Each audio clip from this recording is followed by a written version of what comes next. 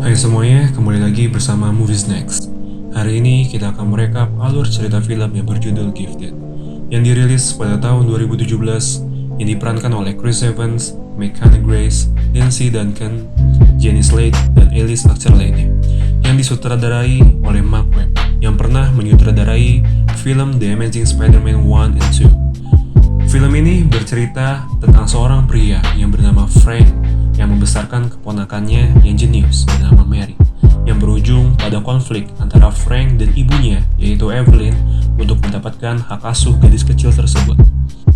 Baik, tidak usah berlama-lama lagi, mari kita langsung masuk ke alur cerita filmnya. Film ini dibuka dengan keadaan sebuah apartemen kecil di Florida yang ditinggali oleh dua orang anggota keluarga, yaitu Frank, seorang mantan dosen yang sekarang bekerja untuk memperbaiki perahu, dan Mary, seorang gadis kecil yang sangat cerdas yang merupakan keponakannya. Dan mereka memiliki seekor kucing kesayangan Mary yang bernama Fred, yang hanya memiliki satu mata. Pada hari itu, Mary akan masuk sekolah untuk pertama kalinya. Setelah beberapa tahun hanya diajarkan atau homeschooling dengan pamannya Frank. Setelah mengantarkan Mary pada bis sekolahnya, Roberta yang merupakan tetangga dekat Frank melihatnya dan langsung menemui Frank di rumahnya. Roberta tidak setuju jika Mary harus belajar di sekolah karena dia tahu bahwa akan banyak pihak yang akan memanfaatkan kecerdasan gadis kecil tersebut. Di hari pertamanya sekolah, Mary terlihat sangat murung. Mary tampak begitu tidak menyukai belajar di sekolah tersebut dan suasananya. Dan di hari pertamanya itu pun, Mary terlibat dalam suatu masalah karena telah membentak kepala sekolahnya hanya untuk menelpon pamannya untuk menjemputnya kembali. Setelah itu, Frank pun datang untuk menjemput Mary. Lalu mereka pergi ke dermaga di mana di sana tempat Frank bekerja. Di sana mereka berdebat tentang hari pertama sekolah Mary yang langsung terkena masalah. Dan akhirnya Mary pun meminta maaf dan mengakui kesalahannya, lalu meminta Frank untuk berjalan-jalan di sekitar pantai menggunakan perahu bot yang sedang diperbaikinya. Keesokan harinya, saat Mary hendak pergi ke sekolah, di dalam bis terjadi sebuah pertikaian antara Mary dengan temannya, karena temannya itu telah menghancurkan proyek atau karya seni milik Justin, yang mana proyek atau karya seni milik Justin ini telah mencuri perhatian Mary, karena menurut Mary, proyek seni tersebut lebih baik dan lebih bagus daripada yang telah ia buat. Lalu, karena terlihat kesal dengan perbuatannya, Mary pun memukulnya dengan sebuah buku, sampai hidung dari anak kecil tersebut pun berdarah.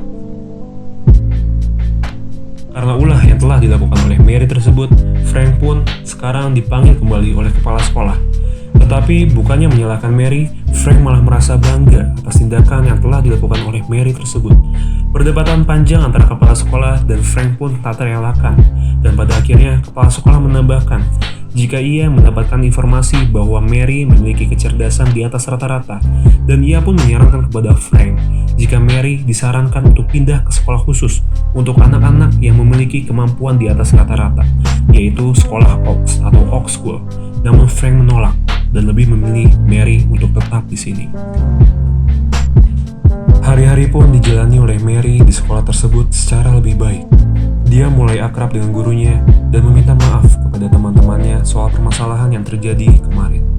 Lalu saat Frank dan Mary tiba di rumah, Mary bertemu dengan neneknya untuk yang pertama kalinya. Neneknya mengetahui keberadaan Mary dari sang kepala sekolah, dan di sana neneknya memberi Mary sebuah laptop untuk menunjang aktivitas belajarnya. Keesokannya, Frank dan ibunya Evelyn berbincang tentang masalah hak asuh Mary. Frank pun menolak untuk memberikan hak asuh Mary ke ibunya karena dia tahu betul bahwa ibunya ini hanya ingin memanfaatkan kecerdasan Mary. Sementara kakaknya Frank, ibu kandung Mary, hanya ingin melihat anaknya hidup bahagia, layaknya manusia pada umumnya, dan tidak ingin anaknya berakhir seperti dirinya yang telah mati dengan cara bunuh diri. Dan dia tahu bahwa satu-satunya orang yang dapat menjaga Mary hanyalah adiknya, yaitu Frank. Ibunya pun tidak terima dengan pernyataan Frank tersebut, dan akhirnya memilih untuk menyelesaikan seluruh masalah tersebut di atas pengadilan. Di persidangan hari pertama, Frank dan ibunya, Evelyn, sama-sama memberikan pendapatnya tentang hak asuh Mary tersebut. Pihak ibunya, Evelyn, bilang jika Frank telah mengambil Mary secara tidak legal dan belum mendapatkan persetujuan resmi dari keluarga. Sementara pihak Frank bilang jika Frank telah diamanatkan oleh kakaknya yang sudah tertulis dalam sebuah wasiat sebelum dia meninggal untuk mengasuh Mary. Setelah itu, sidang pada hari pertama pun selesai. Setibanya di rumah, Frank menemui Roberta dan meminta Roberta untuk menemani Mary pada malam itu. Roberta dengan nada yang marah dan sedikit kesal pun menyetujuinya. Pada malam itu, Roberta menghabiskan semalaman dengan bersenang-senang dan bernyanyi-nyanyi dengan Mary. Sementara di sisi lain, Frank pergi ke bar untuk mabuk dan melupakan sejenak masalahnya. Paginya, Frank mendapatkan surat bahwa Mary diminta secara resmi untuk tinggal bersama neneknya, Evelyn, selama beberapa hari di Boston. Ini adalah salah satu upaya neneknya untuk membuat Mary ingin tinggal bersamanya. Di Boston, sehari setelah Mary tinggal, keesokan harinya Mary langsung diajak oleh Evelyn untuk menemui rekan matematikanya, yaitu Seymour, seorang profesor sekaligus pemilik sekolah khusus anak di atas rata-rata, yaitu Oxford. Saat diuji, Seymour pun takjub dengan kecerdasan Mary yang dapat menyelesaikan soal pemberian Seymour tersebut. Setelah berhari-hari di Boston, Mary pun akhirnya pulang dengan begitu senang dengan membawa banyak oleh-oleh. Dan saat dia bermain dengan mainan barunya, dia bersikeras kepada Frank untuk tidak mau tinggal bersama Evelyn. Walaupun Evelyn itu baik dan memiliki sebuah piano, tetapi dia lebih memilih untuk tinggal bersama Frank. Saat berada di ruang psikolog anak, Mary diajak ngobrol oleh psikolog tersebut demi mendapat informasi lebih dalam mengenai Mary. Mary dengan antusias pun bercerita tentang betapa bahagia kehidupannya dengan Frank sebelum mereka mengalami semua masalah ini. Mary bercerita tentang betapa serunya berteman dengan Roberta dan betapa tulus kasih sayang pamannya dalam merawat dirinya. Di persidangan berikutnya, kita dipertemukan dengan ayah kandung Mary, yaitu Tuan Pollard. Di sana, Tuan Pollard ditunjuk sebagai narasumber dan dicecar banyak pertanyaan oleh dua kubu tersebut demi mendapatkan banyak informasi. Setelah persidangan tersebut selesai, akhirnya Mary mengetahui fakta bahwa ayah kandungnya itu masih hidup. Tetapi setelah persidangan tersebut selesai, ayahnya langsung pergi begitu saja meninggalkan Mary tanpa mau menengoknya. Dan itu membuat Mary sakit hati, bersedih dan mengurung dirinya di dalam kamar. Beberapa saat setelah Mary menangis, akhirnya Frank memutuskan untuk membawa mereka pergi keluar.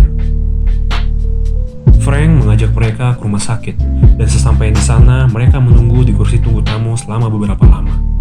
Setelah menunggu beberapa lama, Frank pun akhirnya membangunkan Mary sedang tertidur pulas dan menunjukinya sesuatu. Ternyata alasan Frank membawa mereka ke sana karena ingin menunjukkan kepada Mary bahwa betapa bahagia mereka saat Mary baru lahir, yang membuat Mary pun tersenyum kembali dan melupakan kesedihan yang telah dialaminya. Keesokan harinya, mereka, Frank dan ibunya kembali menjalani persidangan selanjutnya. Pertama, ibunya Frank, Evelyn, yang menjadi narasumber, yang ditanyai oleh pihak Frank. Lalu keesokan harinya, Frank lah yang menjadi narasumber, yang ditanyai oleh pihak Evelyn. Di sini, mereka sama-sama mempertahankan argumennya. Evelyn tetap pada ambisinya, sementara Frank tetap pada wasiat kakaknya, Diana, untuk menjaga dan mengurus dan membesarkan Mary. Malamnya, pengacara Frank menemuinya dan bilang jika pihak seberang ingin membuat suatu kesepakatan, yaitu dengan memberikan hak asuh Mary kepada keluarga lain. Dalam arti lain, Mary akan diadopsi sampai umurnya 12 tahun.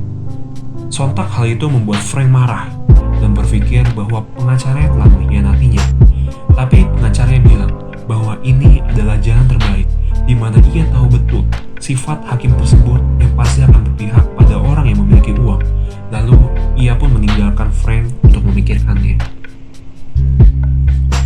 Keesokan harinya, setelah selesai persidangan terakhir, Mary pun akhirnya dibawa ke keluarga asuhnya yang baru. Dengan penuh isak tangis, Mary pun tidak rela untuk ditinggalkan oleh Frank. Di sini terakhir kali mereka untuk bertemu, dan di sini mereka pun akhirnya berpisah. Malamnya, Bonnie datang ke tempat Frank untuk menenanginya. Frank pun bercerita tentang betapa bahagianya dan berartinya Mary untuk dirinya. Dan setelah mengungkapkan seluruh perasaannya, Frank pun akhirnya meninggalkan Bonnie. Keesokan harinya, Frank datang ke tempat keluarga asuh baru Mary untuk menemui Mary dan memberikannya sebuah hadiah. Tetapi, ayah barunya Mary menolak kehadiran Frank tersebut dan menyuruhnya pergi. Frank pun hanya bisa terdiam dan menitipkan kadonya untuk Mary. Hari demi hari dilewati Frank dengan penyesalan dan penuh kesedihan. Sampai di suatu saat, dia dikirimi oleh Bonnie foto Fred, kucing kesayangan Mary yang telah dijual. Frank pun langsung menyadari keanehan yang telah terjadi pada Mary dan langsung bergegas pergi mencari Fred. Setelah menemukan Fred, ia pun langsung pergi dengan Roberta untuk menemui Mary di rumah keluarga asuh barunya. Frank sangat terkejut saat melihat Mary yang sedang belajar dengan Evelyn dan dua orang lainnya yang tidak sesuai dengan kesepakatan yang telah mereka buat sebelumnya. Lalu Frank mengajak Mary untuk pulang dan memberi Evelyn sebuah buku catatan. Tetapi karena Mary masih kesal dengan perbuatan Frank yang telah meninggalkannya sebelumnya, Mary pun kabur keluar ruangan. Terjadi konflik antara paman dan seorang keponakan tersebut. Tapi mau bagaimanapun atau sebesar apapun konflik yang dihadapi, sebuah keluarga sejati selalu berakhir dengan pelukan. Selanjutnya barulah terjadi sebuah konflik terakhir antara ibu dan anak. Evelyn tidak menyangka bahwa anaknya yang telah meninggal, Diana, telah menyelesaikan 1 dari 7 masalah matematika tersulit di dunia dan membantah bahwa ini tidak asli dan hanya akal mulus Frank. Dan Frank pun mengungkapkan fakta terakhir yang diamanatkan oleh Diana, bahwa dia meminta Frank mempublikasikan hasil penyelesaian tersebut setelah ibunya meninggal atau setelah Evelyn meninggal. Dan itu membuat Evelyn terdiam dan tidak menyangka. Evelyn pun akhirnya merasa bersalah dan membiarkan Frank membawa pulang Mary. Di akhir cerita, Evelyn menangis terseduh-seduh sambil meratapi hasil penyelesaian yang telah dikerjakan oleh anaknya yang telah meninggal tersebut. Di sisi lain, Mary terlihat sedang belajar di perguruan tinggi atau semacamnya. Dan setelah selesai belajar, pada akhirnya dia bertemu kembali ke sekolah lamanya untuk bermain dengan teman-temannya sebelumnya. Dan film pun selesai. Sekilas film ini memberikan kita gambaran tentang sebuah konflik internal sebuah keluarga yang memiliki hubungan yang tidak baik-baik saja, sehingga mereka pun lebih memilih untuk menyelesaikannya lewat jalur hukum. Film ini memiliki alur cerita yang sangat luar biasa, ditambah profesionalitas para aktornya yang memerankannya yang dapat membuat kita terhanyut ke dalam ceritanya. Walaupun saya udah menonton film ini beberapa kali, tapi tetap saja di beberapa konflik yang terjadi, apalagi di bagian akhir cerita, selalu membuat saya terharu, bahkan meneteskan air mata. Baik, mungkin segitu saja pembawaan alur cerita film Gifted ini, dan sampai berjumpa di alur cerita selanjutnya. Adios.